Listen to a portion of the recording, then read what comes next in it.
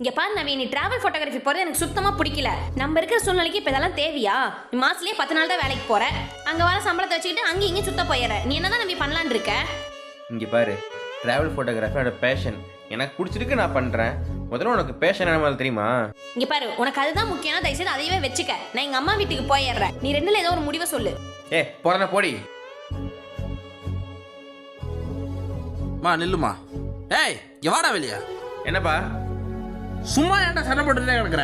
பின்ன என்னப்பா, எனக்கு ட்ராவல் ஃபோட்டோகிராஃபி எவ்வளோ பிடிக்கும் தெரியும்ல. இவன் போவே கூட சொல்கிறான். இவளுக்குலாம் பேச பற்றி என்ன தெரியும்? ஏய் பயமுறா நீ. ஏன் அந்த பிள்ளை கல்யாணத்துக்கு முன்னாடியே உன்ட்ட சொல்லலையா? நான் ஃபேஷன் டிசைனிங் முடிச்சிருக்கேன், எனக்கு ஒரு கடை வச்சு கொடுங்க, நான் சொந்தமாக பிஸ்னஸ் பண்ணுறேன்னு. உனக்கு மட்டும் தான் பேஷன் இருக்கா தம்பி? அவங்களுக்குலாம் இருக்காதா? அதெல்லாம் இங்க யாருக்கு மாமா தெரிய போகுது? என்னை மாதிரி இங்க பல பொண்ணுங்க கல்யாணத்துக்கு முன்னாடி நிறைய ஆசைகளோடும் கனவுகளோடும் தான் கல்யாணம் பண்றாங்க. அதுவே கல்யாணத்துக்கு அப்புறம் குடும்பத்துக்காகவும் குழந்தைங்களுக்காகவும் நாங்க விட்டு கொடுக்கல.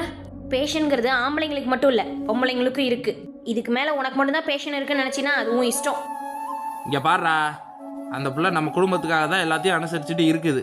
நீ அந்த பொண்ணுக்காக கொஞ்சமாவது அனுசரித்து இரு. இதுக்கு மேலே உன் விருப்பம்.